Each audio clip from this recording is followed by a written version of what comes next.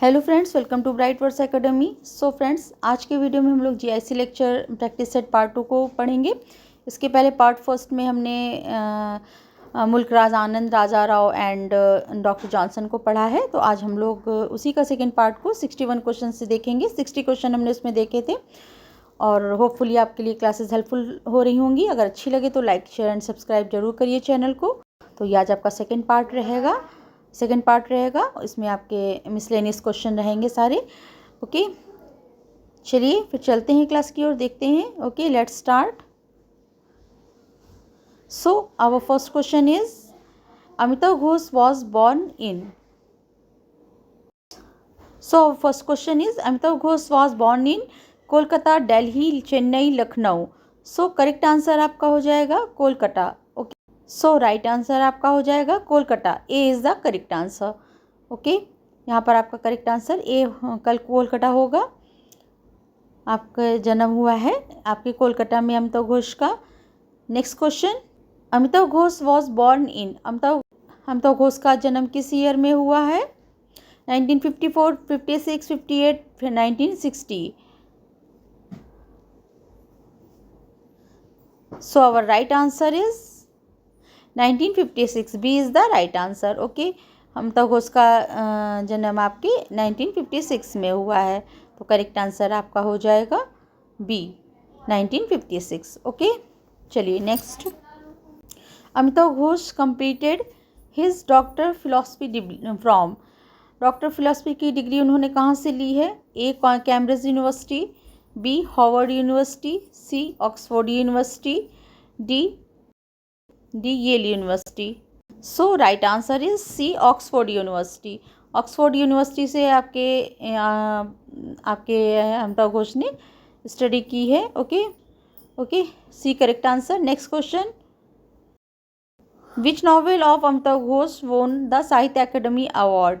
किस नॉवेल के लिए उन्हें साहित्य अकेडमी अवार्ड मिला है? यहाँ पर हमारे ऑप्शंस हैं। A sea of poppies, B the hungry tide, C the shadow lines, D river of smoke. चलिए बताइए। Here so right answer is C the shadow lines. Okay, correct answer आपका shadow lines होगा। So next question is, चलिए next पे आते हैं। 65, which novel begins the Ibis trilogy. Ibis trilogy से कौन सा नॉवल से स्टार्ट होती है? A river of smoke, B flood of fire, sea of poppies, D gun island. So C is the right answer, sea of poppies. Sea of poppies आपका पहला ibis trilogy का novel है। सी correct answer हो जाएगा, sea of poppies. Next question, the second novel of the Ibis trilogy. Second novel बताइए Ibis trilogy का।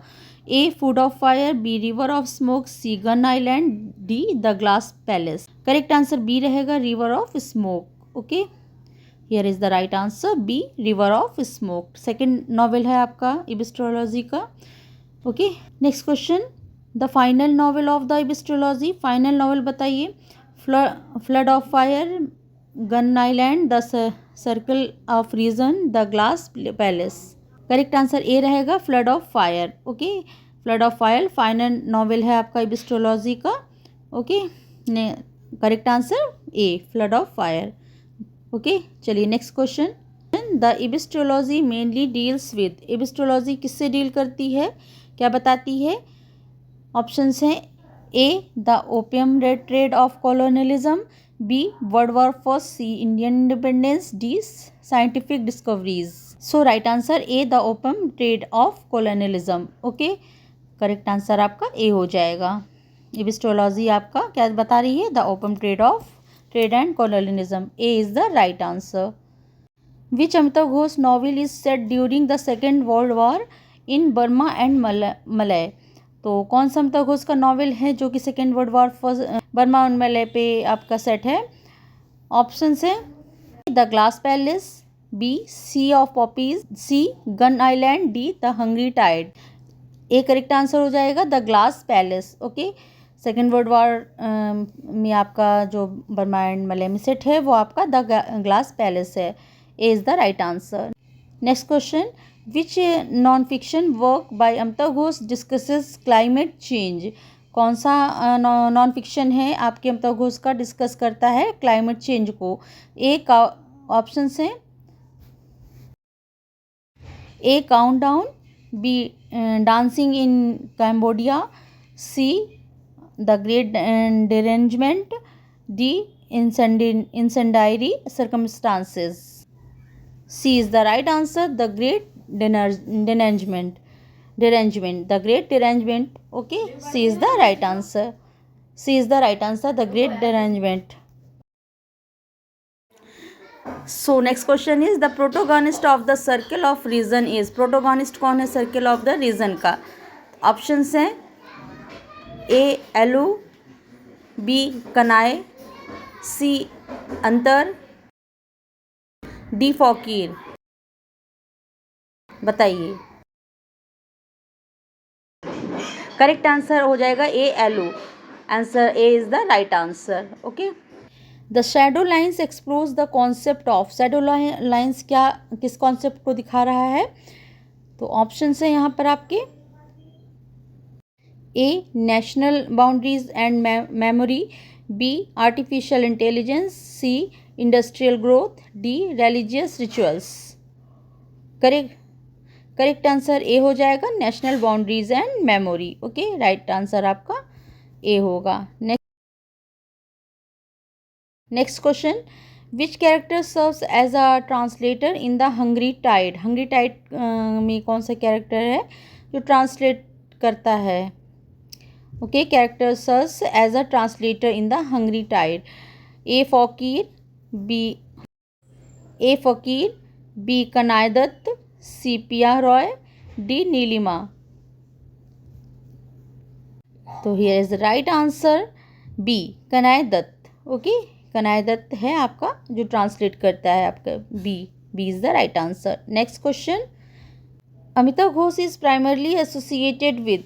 Amitabh Ghosh primarily किसके साथ एसोसिएट रहे हैं। A Indian English fiction, B metaphysical poetry, C Gothic fiction, D absurd drama.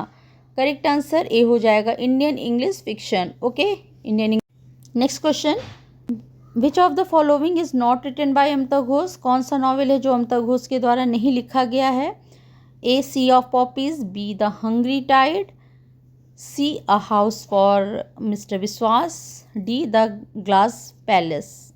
हो जाएगा correct answer C a house for mister Biswas. Okay, जो कि आपका वी.एस. नैपल का आपका वर्क है, not Amitabh Ghosh. Okay, next question, V S. Naipaul's full name बताइए वी.एस. नैपल का। A Vijay Suraj Naipaul, B Vidiadhar Suraj Prasad Naipaul, C Vishwanathan Suraj Naipaul, D Vikram Singh Naipaul. So right answer B हो जाएगा आपका विद्याधर सूरज प्रसाद नैपल। ये इनका फुल नेम है वी.एस. नैपल का। Okay, next question, which Naipaul novels portrays life in a newly independent African nation. Okay, कौन सा न्यूली इंडिपेंडेंट अफ्रीकन नेशन पर इनका नॉवेल है, बताइए उसकी लाइफ पर। ऑप्शंस हैं A blend in the river, B Miguel street, C half a life, D the mystic major. Correct answer is A blend in the river. Okay, next question, the protagonist of half a life is. Protagonist बताइए। A Salim, B Mohan Biswas, C Willie Chandran, D Ralph Singh. Correct answer C हो जाएगा Willie Chandran. Okay, चलिए next, which work is a sequel to half a life. कौन सा work है sequel half a life का। Guerrillas, magic seeds, in a free state, Miguel street. चलिए बताइए। B correct answer हो जाएगा magic seeds. Okay, next question, V S. Naipaul is best known for exploring themes of. V S. Naipaul किस theme को explore करने के लिए जाने जाते हैं बेस्ट।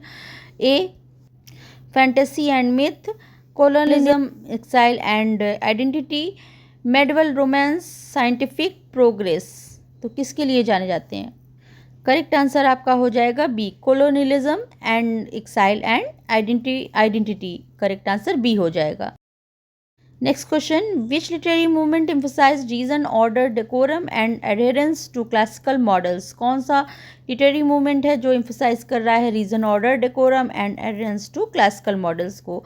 ए romanticism, B modernism, C classicism या new classicism, D symbolism. Correct answer आपका सी हो जाएगा, classicism and new classicism. Okay, next question, who is the author of the play Tughlaq? Tughlaq के ऑथर का नाम बताइए। A Vijay Tendulkar, B Mohan Rakesh, C Girish Karnad, D Badal Singh. C correct answer Girish Karnad का है आपका Tughlaq. Okay, next question,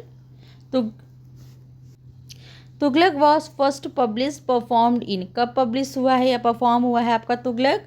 1955, 1964, 1968, 1972। Correct answer आपका हो जाएगा B. Next question, Girish Karnad monumental historical play Tughlaq treats the political idealism and subsequent descent into madness of Sultan Muhammad bin Tughlaq. How many scenes comprise this play? Okay, तो गिरीश कर्नाड का ये जो आपका work है historical play है तुगलक, इसमें आपके how many scenes comprises this play, कितने सीन्स हैं आपको बताना है इसमें। ओके, ऑप्शंस हैं 13 सीन्स, 5 एक्ट्स, 10 सीन्स, 7 सीन्स। तो करेक्ट आंसर आपका 13 सीन्स हो जाएगा। Next question, the movement knows as the reformation in 16th century England was primarily concerned with? तो बताइए कि जो मूवमेंट है आपका रिफॉर्मेशन का 16th सेंचुरी में किस चीज़ को दिखा रहा है? ऑप्शन है the break of the English church from the authority of the Roman Catholic pope, the complete dissolution of the British parliamentary system, the restoration of ancient Roman theoretical practices to schools, D the absolute rejection of printing technologies। तो correct answer आपका हो जाएगा A, the break of the English church from the authority of the Roman Catholic popes. Okay, ये आपका correct answer हो गया। Next question, which stylistic component is not standard within classicism? कौन सा component classicism के साथ में stylistic component नहीं है? Adherence to structural balanced and order, decorum and generic clarity, intense unregulated emotional spontaneity, D following models established by classical antiquity. Correct answer C हो जाएगा, intense unregulated emotion spontaneity. Okay, C is the right answer. Next question, the pre Raphaelite brotherhood founded by D G Rossetti and others aim to return to detail sincerity of art produced before which painter? किस painter के पहले pre Raphaelite brotherhood ने डिजीरोसिटी जो है किस painter के पहले detail sincerity of produce किया है, किस पेंटर के पहले? A Raphael, B Michelangelo, C Leonardo da Vinci, D Rembrandt. Answer A is the right, Raphael के थे। Okay, next question, post colonial literature frequently treats themes of culture hybridity and displacement, which critic popularized the concept of the third space? तो जो आपका colonialism है, post colonialism hybridity और displacement culture को दिखा रहा है, तो कौन सा क्रिटिक इसको पॉपुलराइज किया है इस कॉन्सेप्ट को, थर्ड स्पेस के कॉन्सेप्ट को? ओके, ऑप्शंस हैं आपके, A Homi Bhabha, B Edward Said, C Gayatri Spivak, D Frantz Fanon. A correct answer हो जाएगा Homi Bhabha. Okay, A is the right answer. Next, a sonnet consist of precisely 14 lines. Which term defines the structural turn in thought or emotions that occurs between the octave and the sestet in the Petrarchan sonnet? तो पेट्रार्कल sonnet जो आपका sonnet 14 lines का होता है, तो पेट्रार्कल sonnet में Octave and sestet के बीच में कौन सा टर्म होता है जब जो कि इमोशनल और थॉट को चेंज होकर सडनली जो चेंज होता है उसको बताता है? तो क्या उस टर्म का आपको नाम बताना है। ओके, जो कि सोनेट में आता है, बताइए। ऑप्शन है आपके वोल्टा, सिजुरा, इंजैबमेंट, रिफ्रेन। तो क्या है करेक्ट आंसर? ए हो जाएगा volta, that is called volta. Next question, चलिए next, which metric composition pattern represents the standard structure of an ottava rima stanza. Ottava rima stanza में के पैटर्न को दिखाइए, जो स्टैंडर्ड स्ट्रक्चर है उसका बताना है। A 8 lines of iambic pentameter rhyming है, A B C C. B 9 lines in ending with an alexandrine. C 7 lines of iambic pentameter rhyming, A B C. D 4 rhyming couplets in anapestic meter. Correct answer आपका हो जाएगा A 8 lines of iambic pentameter rhyming, A B C C. Okay. Next, Alexander Pope's The Rape of the Lock is a classical example of mock epic, which standard epic convention is satirized in the text. Mock epic poem है, क्या satirized कर रहा है इसमें से? Which standard epic convention, कौन सा है इसमें जो कि satirized किया गया है? तो ऑप्शन है आपके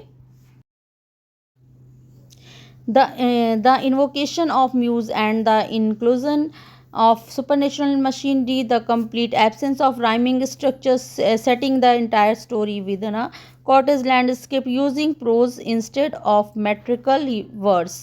करेक्ट आंसर आपका हो जाएगा the invocation of muse and the inclusion of supernatural. A correct answer हो जाएगा, supernatural machinery. A is the right answer. चलिए next, an elegy is defined as, elegy कैसे डिफाइन करते हैं? A light-hearted comedic verse celebrating a birth, a formal meditative poem mourning a death or serious loss, a long narrative poem about a nation's foundation, a short dramatic script। चलिए बताइए। Correct answer B हो जाएगा, a formal meditative poem होती है, morning और death और serious loss और किसी की डेथ पर विलाप की पोएम होती है एलिजी आपकी। Okay. Next question, in poetics Aristotle defines which element as the most important component of tragedy। Poetics में अरिस्टोटल ने किस ट्रेजेडी के किस कंपोनेंट को बहुत इंपॉर्टेंट बताया है? ऑप्शंस हैं A mythos plot, ethos character, dianoia thought, opsis spectacle. Correct answer आपका हो जाएगा ए माइथॉस प्लॉट को उन्होंने मेन फीचर आप इम्पॉर्टेंट कंपोनेंट बताया है ट्रेजेडी का। Okay. Next question, in an essay of dramatic poesy which character represents John Dryden's own critical view. Essay of dramatic poesy में किस कैरेक्टर के को रिप्रेजेंट करके जॉन ड्राइडेन ने अपने क्रिटिकल व्यू को दिखाया है? ऑप्शंस हैं आपके A Neander, B Crites, C Lisideius, D Eugenius. Answer आपका हो जाएगा ए नियंडर। ओके, नियंडर है। Next question, in preface to Shakespeare Samuel Johnson describe Shakespeare drama as a true. Preface to Shakespeare में Samuel Johnson ने describe किया Shakespeare drama as a true, a mirror of life, B exercise in classical rules, C romantic fantasy, D political allegory. A is the right answer, mirror of life. Okay, mirror of life में। Next question, Samuel Taylor Coleridge introduce the phrase willing suspension of disbelief in which chapter of Biographia Literaria. Biographia Literaria में आपके S T. Coleridge ने introduce किया है phrase willing suspension of disbelief को उन्होंने introduce किया है कि बायोग्राफिया लिटरेरिया किस चैप्टर पर? Chapter 14, chapter 13, chapter 4, chapter 10। बताइए। Here is the right answer, A, chapter 14. Okay. Next question, in preface to lyrical ballad, William Wordsworth stated that his poetry draws its subject matter primarily from। preface to lyrical ballad में William Wordsworth ने क्या state किया है, क्या बताया है कि poetry को सब्जेक्ट मैटर के किस प्राइमरली सब्जेक्ट मैटर के विषय में बताया है, कैसी है उनकी क्या प्रीफेस में बताया उन्होंने? ऑप्शंस है A humble and rustic life, B aristocratic society, C industrial cities, D ancient mythology. Correct answer आपका हो जाएगा A humble and rustic life. Okay, humble and rustic life के विषय में उन्होंने बात की है कॉमन मैन के पीपल के लिए। Next, in the study of poetry Matthew Arnold refers to overestimating a work because of its historical importance as। तो स्टडी ऑफ पोइट्री में मैथ्यू आर्नोल्ड ने रिफ़र किया ओवर एस्टिमेटिंग वर्क को, क्योंकि वो उसकी हिस्टोरिकल इम्पोर्टेंस के लिए एज कैसे, the historical fallacy, the personal fallacy, C the affective fallacy, D the pathetic fallacy. Correct answer आपका हो जाएगा the historical fallacy. Okay, A is the right answer. Next question, in tradition and the individual talents T S. Eliot compares the poet's mind to. Tradition and individual talent में T S. Eliot ने compare किया है poet's mind को कैसे, a filament of platinum acting as a catalyst, a biological cell dividing under a microscope, C a prism splitting white light, D the magnet attracting iron filling। correct answer A, a filament of platinum acting as a catalyst। okay, next question। चलिए next and last question, which 20th century critical school emphasized close reading and rejected reliance and biographical information। 20th century के किस critical school ने emphasise जोर दिया है close reading and rejected reliance on biographical information के लिए? New criticism, structuralism, Marxist criticism, reader response theory. Correct answer A हो जाएगा new criticism. Okay, here is the right answer a new criticism. So friends, ये थे हमारे आज की practice रही है सेकंड पार्ट की। हमने 100 क्वेश्चन कंप्लीट किए हैं आपके। फर्स्ट पार्ट इसके पहले हम अपलोड कर चुके हैं, जिसका लिंक हम डिस्क्रिप्शन में दे देंगे, उसको देखिएगा। ये आपके मोस्ट इंपॉर्टेंट क्वेश्चंस हैं, तो ये आपके एग्जाम के पहले एक आपका प्रैक्टिस सेट है, तो आप देखिएगा और होपफुली आपके लिए हेल्पफुल रहा होगा। अगर अच्छा लगा हो तो लाइक, शेयर एंड सब्सक्राइब जरूर करिए। और कल आपका अब 2 दिन बाद एग्ज़ाम है, एक ही दिन बाद एग्ज़ाम है 14th को, तो बस प्रैक्टिस करिए, रिविज़न कर लीजिए। और आपके लिए एक इम्पॉर्टेंट अनाउंसमेंट है, कल हम आपके लिए वोकैब की मैराथन क्लास को लेके आएंगे, जिसमें आपके ग्रामर का और आपके वोकैब का ऑल पार्ट्स कवर करेंगे, एंटोनिम्स, सिनोनिम्स, एवरीथिंग, और one word substitution and phrasal verb सब चीज़ रहेगा। तो कल आपके लिए एक मैराथन क्लास लेके आएंगे, लास्ट मिनट रिवीजन रहेगी। ओके, अगर क्लास अच्छी लगी हो तो लाइक, शेयर एंड सब्सक्राइब जरूर करिए और कल की क्लास जरूर अटेंड करिएगा, क्योंकि कल आपके लिए बहुत इंपॉर्टेंट क्लास होने जा रही है वोकैब के लिए। ओके, चलिए, thank you, thanks for watching.